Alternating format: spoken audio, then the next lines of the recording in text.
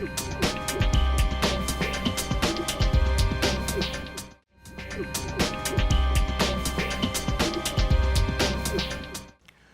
morning, viewers. Welcome to Frankly Speaking with Vibhuti Jha.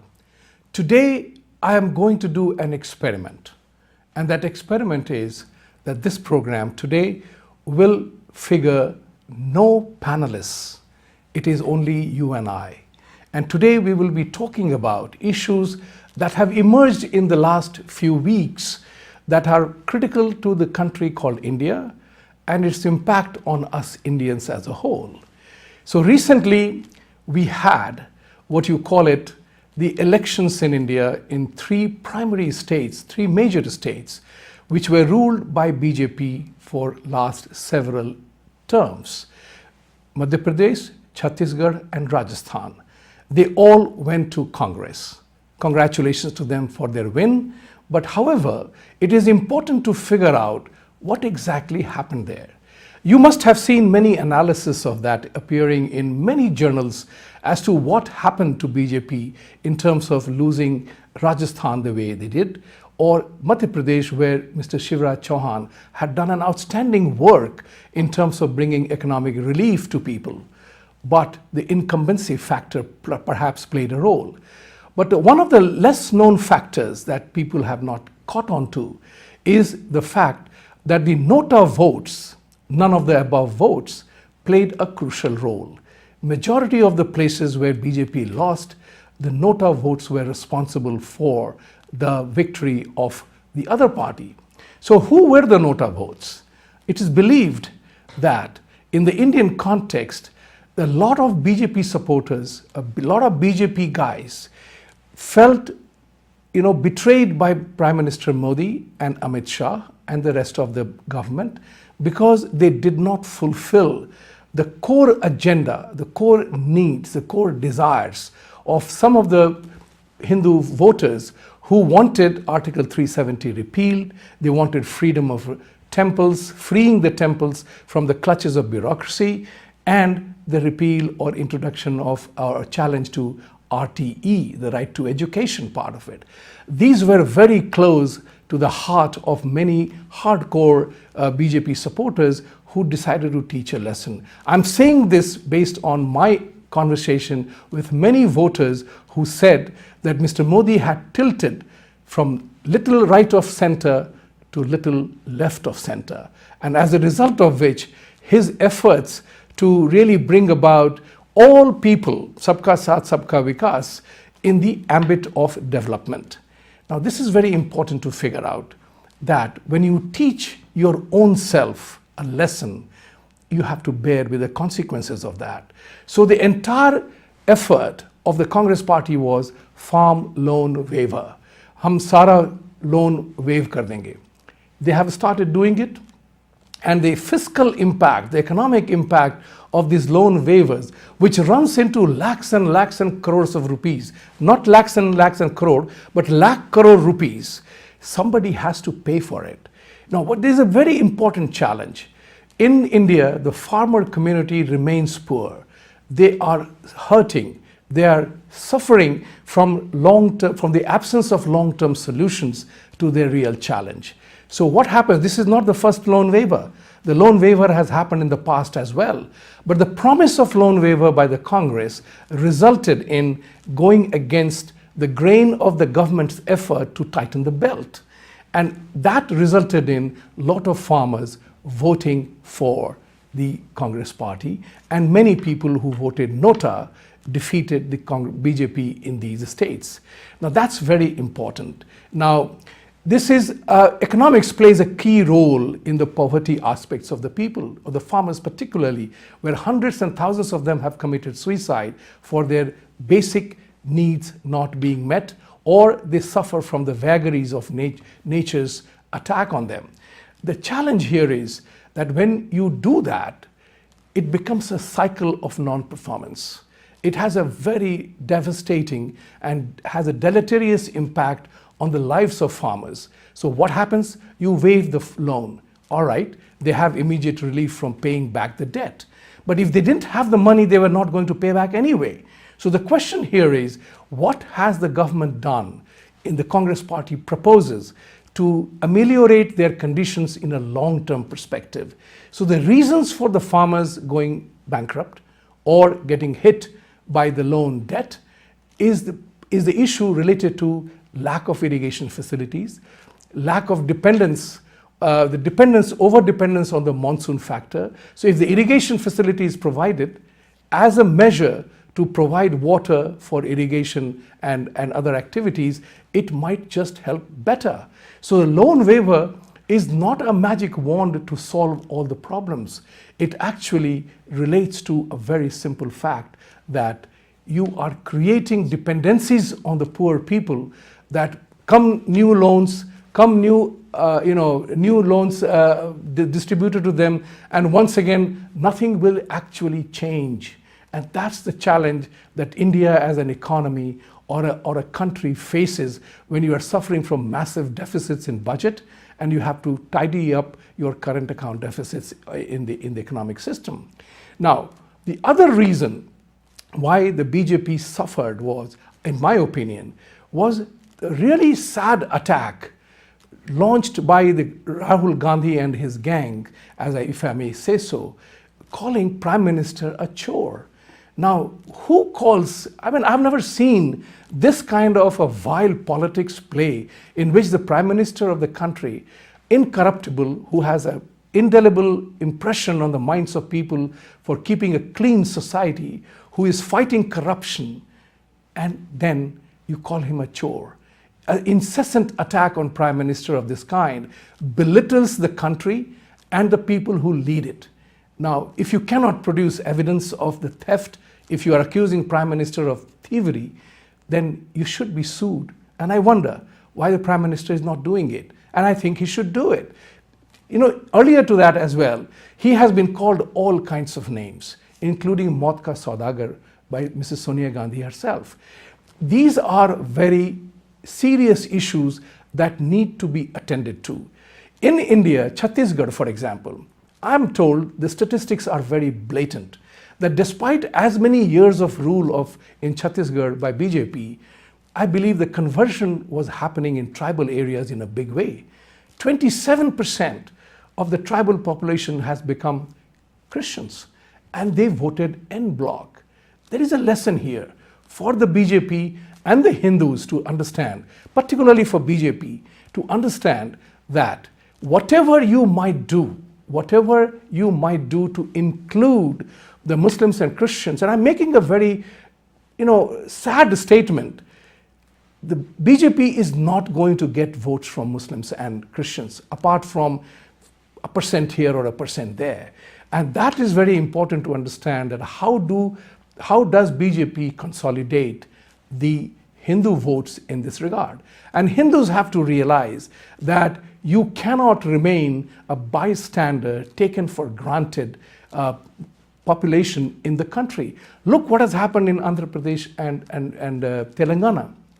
It is almost shocking to see how the Telangana and Chandrababu Naidu on the other state have begun to release statements seeking and appeasing the minority communities of Christians and Muslims, whereas they're giving money, facilities, and wooing them to their own self, because they are giving them land, they're giving them special grants, they're giving them everything possible, probably at the expense of the Hindus in those states.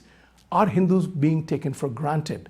The divisiveness that plays, dividing the Hindu votes, is the key element of the Indian politics based on caste, creed, and everything else that goes with it. So the point of the matter here is that how does BJP face 2019 when you know what the opposition game plan is? One of the things that BJP needs to do, in my opinion, is to create a cadre of trained, well-trained, and educated spokespeople. Because remember one thing, it's very important to recognize that while the Mahagathbandhan will attack Prime Minister Modi one individual at a time, and there are many leaders, maybe perhaps 36 of them, who are attacking Prime Minister Modi. So whether he leads the campaign or he's following the campaign, he has to first address the attacks by 36 different people on his role, on his character, and in the administration of the government. So BJP needs to, I hope the Prime Minister and his right-hand man, Mr. Amit Shah, take into cognizance that very important part, that you cannot alone answer 36 different accusations coming at you from various angles. As the theory of mass psychology goes, if 36 people are attacking you and heaping lies and talking about things which are not true, people begin to believe that it could be true. And that's a very important part. The communication, the messaging, the perception game has to be won by the BJP if they want to come to power in 2019. What is also important to note that by and large, with substantial majorities, substantial votes, people want Modi to come back to power. And that is virtually threatening the left of center parties who do not know what will happen to them if Modi were to come back to power again. And people of India want to fight corruption. Now, Prime Minister took on a major battle of fighting against corruption. Every single effort that he made in the last 4 years has been to establish a practice and process whereby corruption is reduced, money making is reduced by the government officials and the members of government. And he has succeeded in that. Now, obesity, I call it the obesity of corruption. If you recognize, very simply put, that if I am overweight, it is easy to put on weight because the present value of consumption and entertainment far outweighs the future gain and current stopping of entertainment. So therefore, what happens is that when you put on weight, try losing 1 pound after that. It requires not only diet, exercise, and discipline to make sure that this doesn't happen. And you have to do it month over month, time after time, to lose a kilo or two, or a drastic measure to do that, to improve your general health. So Prime Minister Modi attacked corruption on many levels, including demonetization, bringing in a GST, which was essential to become part of the global world economy. Now, demonetization has been attacked, and it is under a brazen attack that this particular program failed. But there's a very simple principle of economics. It's called the multiplier effect. If you are cutting down on demonetization of even 500 crores or 1,000 crores of terrorist money, remember the impact of that. That terrorist money, 1,000 crore, has the potential to become many multiples, because people who are paid to throw stones and indulge in those acts, they spend money somewhere else. So the multiplier effect of 1,000 crore of stopping the terrorist money becomes many thousand crores more. And therefore, the entire battle against corruption became a key thing. These are my essential thoughts on the elections that have happened. Congress is staying. It is not Congress Mukt Bharat nahi ho raha hai, because they are there in 3 states and they will be there for next 5 years. But however, it's not about Congress Mukt or whatever, but to assert your own programs, you have to do better than that. And messaging is important. Stay tuned. We will be right back soon after these short messages.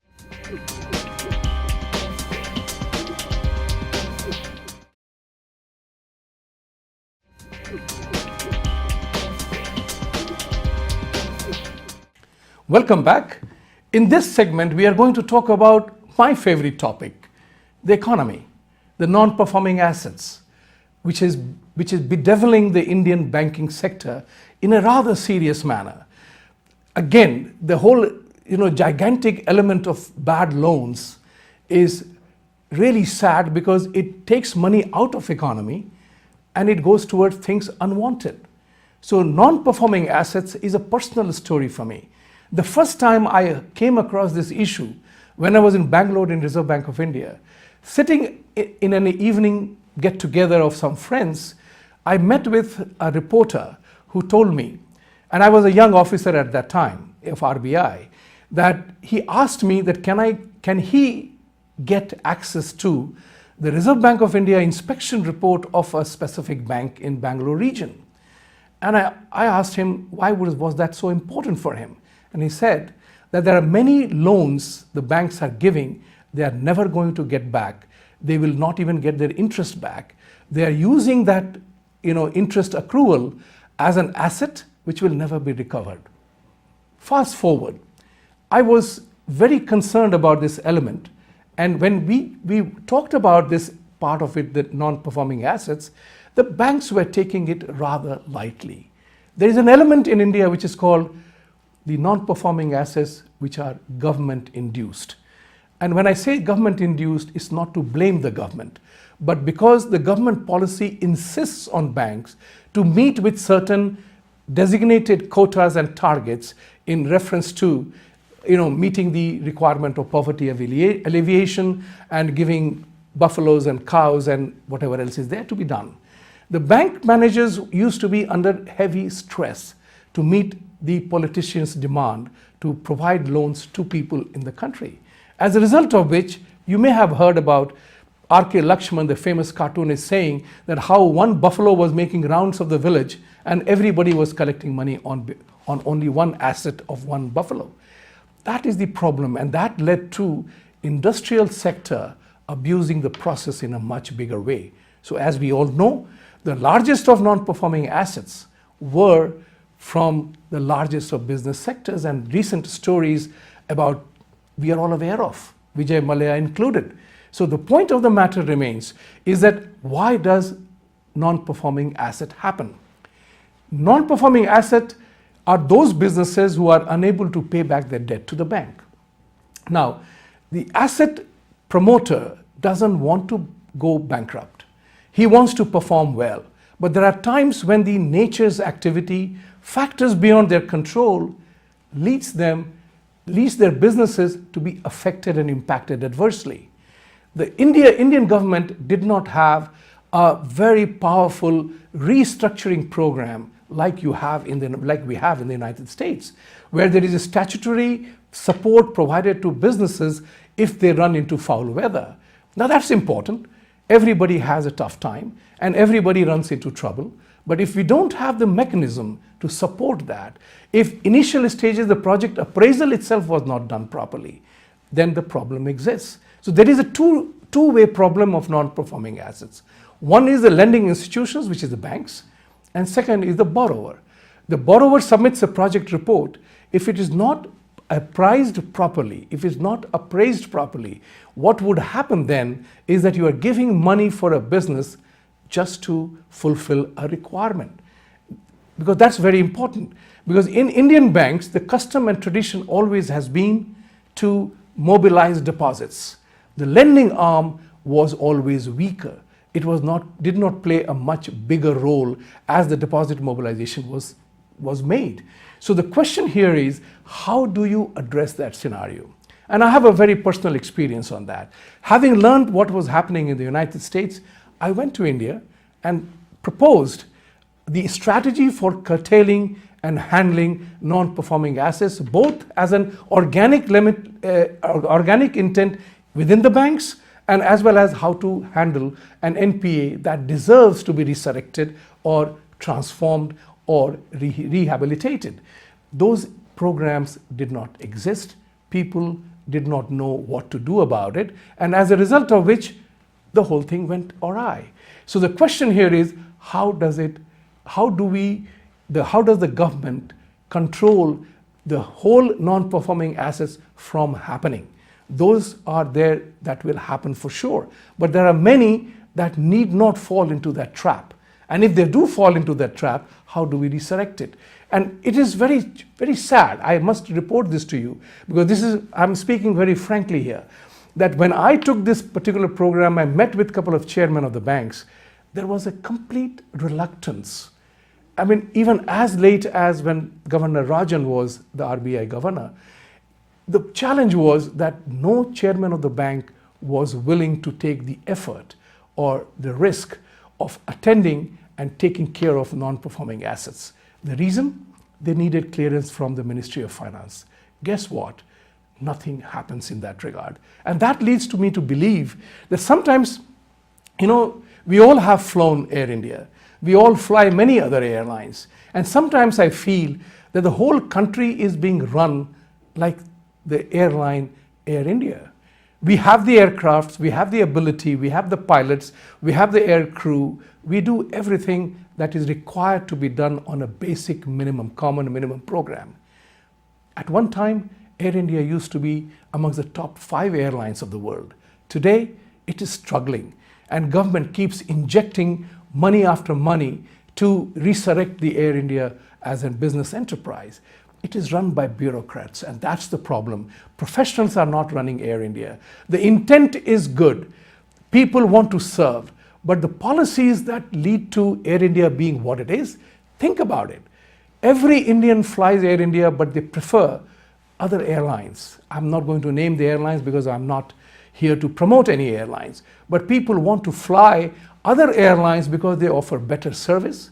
They're willing to pay the price for better service, but they will not do so for Air India because Air India's service is poor.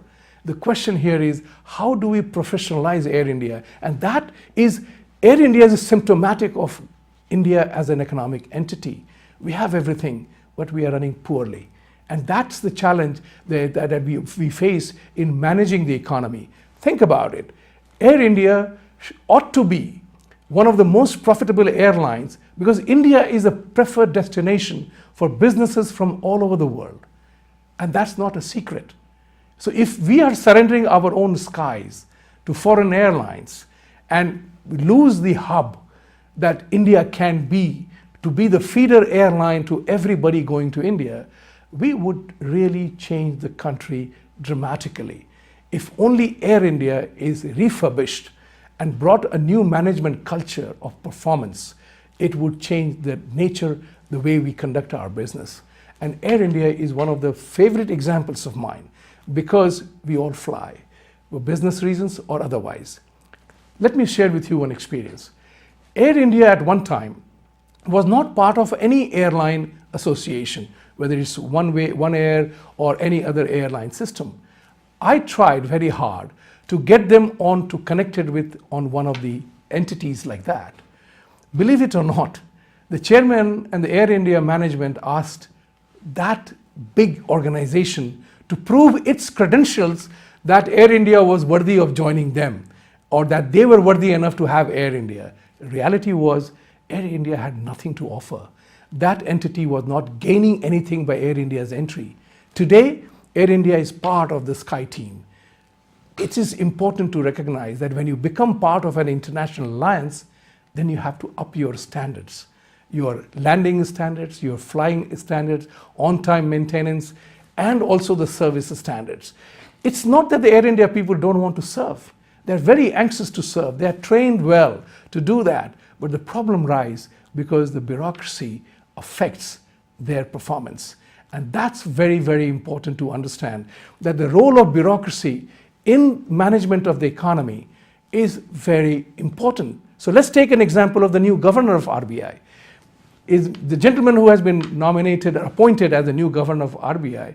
I read that he is BA History and MA History, whereas the previous governors of RBI were PhDs, Masters in Economics, and had done outstanding work in many aspects of life, in the business side or the management of the central banking system. But this governor is a bureaucrat. He may have all the good sense to manage the business, manage the RBI on a regulatory framework. But what about the important role the Reserve Bank plays in understanding the balance of payment crisis, the foreign exchange part of it? You cannot do that if you are MA History or MA Psychology or MA Philosophy. You need to have a professionalism brought in RBI. It's a great institution, has a great role to play, and that need not be undermined.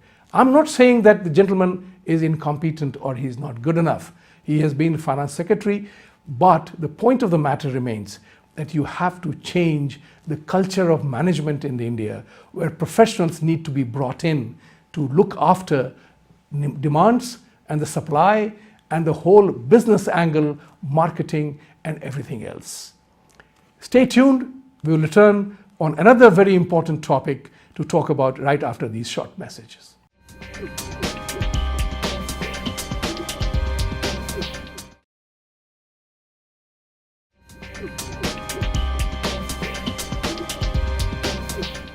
Welcome back. In this segment, I want to touch upon a very sensitive issue. And the reason why I'm doing that is we need to address certain challenges that India faces as a country, the Hindus face as part of a campaign of missionaries coming to India to convert. Recently, just 2 days ago, I read an article in the Indian newspapers where a missionary was in a particular city and he was openly declaring that our objective is to convert India into a Christian nation.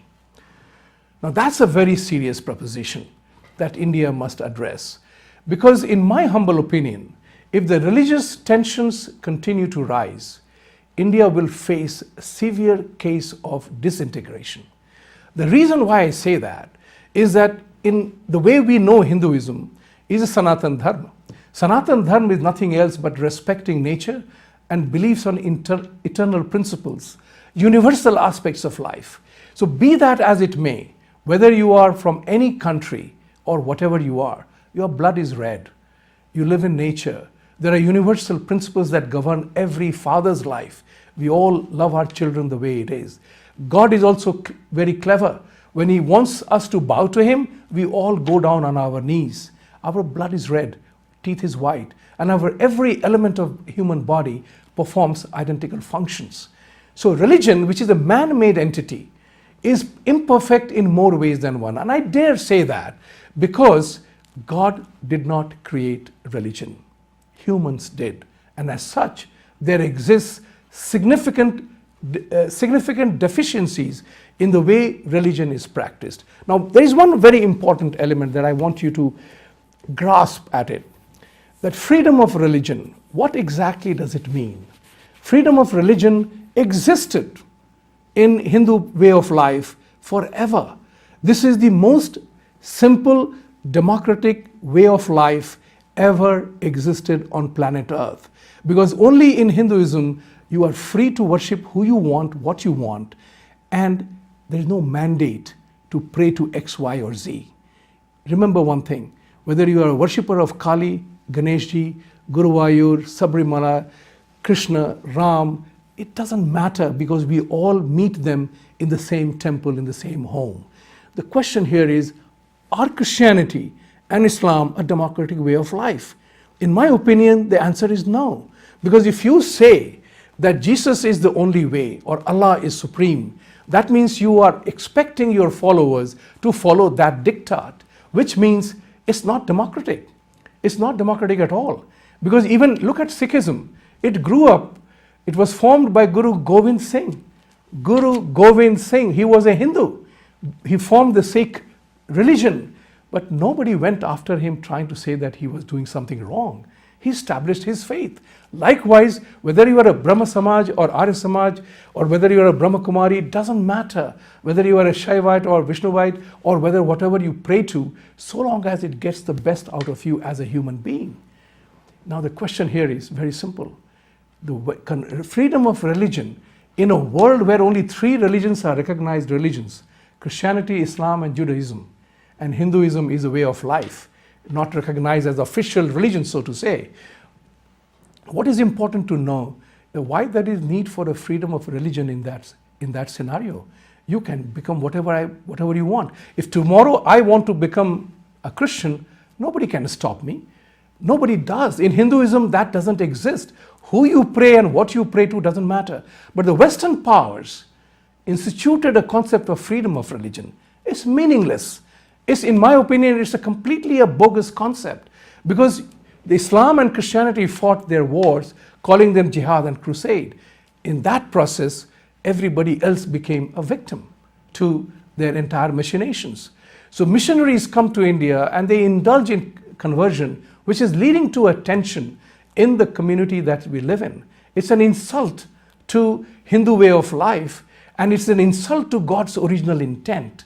This needs to be addressed by the government and by the people, because what is important to realize is that if God wanted me anything other than the way I am, If you believe in creationism, if you believe that God created us, then God made me a Hindu. If he wanted me a Christian or a Muslim, he could have done it just like that. But he didn't. So when we try to convert somebody to another faith, are we insulting God's original intent? Is that a sin against God? Did God instruct us to move to another religion because that's superior to the rest of them? I tell my Christian and Muslim friends, hey, you are happy with Jesus being the only option? You are happy with Allah being the supreme? Great for you. I have no objection to that. But don't tell me I'm wrong. And that's important to understand for all Hindus, that unity in strength, or strength in unity, is more than Panchatantra story. We have to begin to practice that, because if we do not, we have a threat, and this threat is real, because we know that entire Northeast has become a Christian country, Christian region, and in Chhattisgarh, 27% of the tribals are Christians. So this is a threat to India as an existential problem. If I were the Prime Minister of India, and I dare say that, we would take up the matter in the United Nations, if at all, because Jesus lives in 156 countries, and there are more than 60 Islamic countries. We are the sole non-Christian, non-Islamic nation. We don't even call ourselves a Hindu nation, but we say secular. And secularism was introduced in Indian Constitution by Mrs. Indira Gandhi during emergency rule. So what is very part of our life, to accept diversity, accept you as you are, and that's why we say namaste, to accept and respect another individual as he or she is. Why do we have to suffer the ignominy of accepting that this is the way and that is the only way and there is no other way? We as people, we as community have to get united, that this part of the work will not be allowed in India.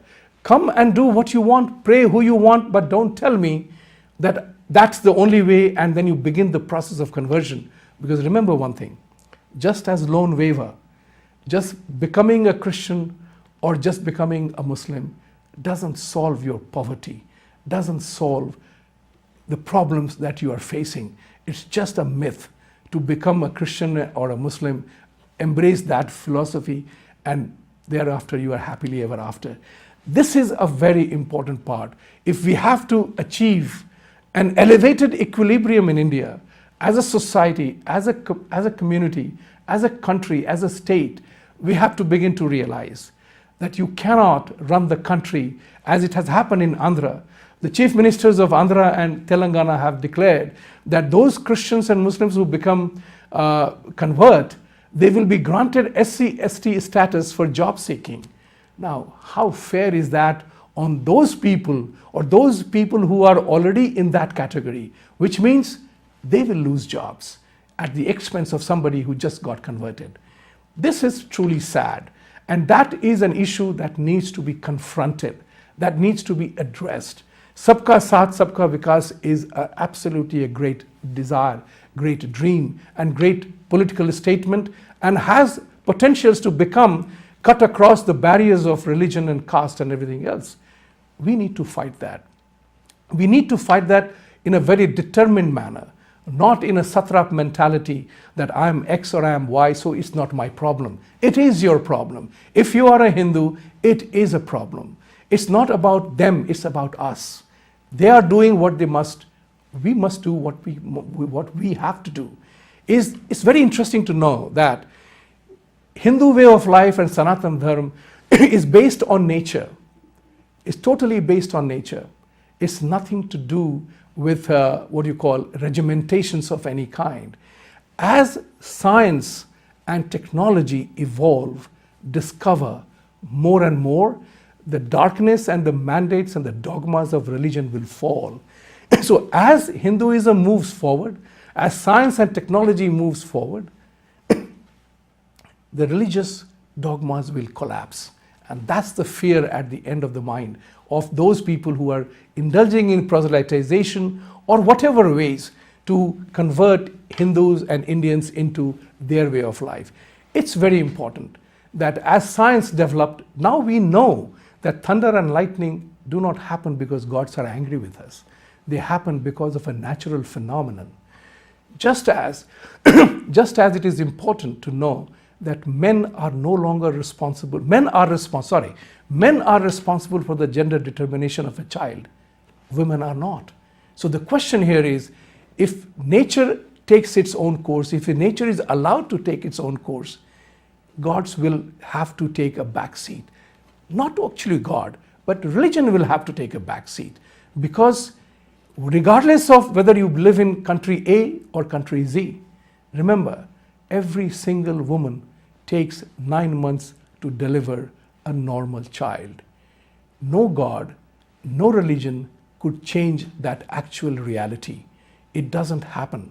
So if that is the case, why do we have to have this religious friction around the world that is happening? It's not about India alone. It's about the rest of the world as well. How does it happen that in the religious aspect creates most tensions? And that is something we must accept as a real challenge. The idea here that I developed was that make you think about the real and germane challenges that we as a people, we as a community are experiencing. Think about it like this. We are 1.3 billion people. We are the biggest market in the world for every businesses that want to go to India. What will Congress do new if it came to power? These are questions to be asked, what they have not done in the last 60 years. The other part is very important. The Hindu-Muslim scenario in India is getting more tough. It is getting more tough because there is a group of people who feared that if Modi came to power, when he came to power, that they would all leave the country. They began to fear the Hindu will come back at them. Reality is far from that. Hindus are asserting themselves, and they ought to assert themselves, because you cannot become, at 1.2 billion people, you can't become a minority in your own country. It's important. The Hindu-Muslim amity is essential for survival of India. How does the Kashmiri Muslim behavior affect the Hindu-Muslim relationship in the rest of the country? And it's very important to determine that, because we are a nation. We are not just a country. We are a nation which is a light, which can be an engine of growth for the rest of the world, both in terms of our size, military strength, and economic opportunity. We cannot afford to let it go. And it is very important to decide here is that how India in that subcontinent region, we have small countries like Nepal, Bangladesh, Sri Lanka, and Pakistan. Now, Pakistan is definitely a country that doesn't mean well to India. Let's accept that as a reality. But our relationship with other countries have to be more solid, because they are looking up to us. You cannot lose Sri Lanka, Bangladesh to machinations of many other powers to be. So the point which I'm trying to make here is that we as a nation have to begin to look at things differently, attend to a couple of issues which are very important. How does India foreign policy, which Mr. Modi made a definite fillip to that, made a dramatic impact on India's perception around the world? What will happen to that if Modi is not in power? I'm not concerned about politician X or politician Y coming to power. The global rule is there is always an alternate that emerges. If one goes, the other comes. But at the moment, in these next 5 years, it is imperative, in my opinion, that BJP comes to power and Prime Minister Modi remains the Prime Minister for another 5 years. I'm committed to that, and I believe that he must be protected, and people like us must take up the battle to defend him. Because look at it this way, it's a very interesting thing that a man, very educated man, I'm not going to name names, writes a book on Modi as an enigma, uses bombastic words, and talks about Modi as an enigmatic personality, little realizing he should be writing a book on Rahul Gandhi for the way he is. I mean, what kind of attack And how many attacks will Modi have to endure if he doesn't have a speaking voice? And that's what is important to understand for all of us. This particular week, I have focused on issues. As we go forward in the next year and the remaining weeks, we will address each of these issues with panelists and others. But today, I wanted to talk to you directly, invoke in you, inspire you to think differently and make necessary steps to address the challenges that India faces and we face as the people of India.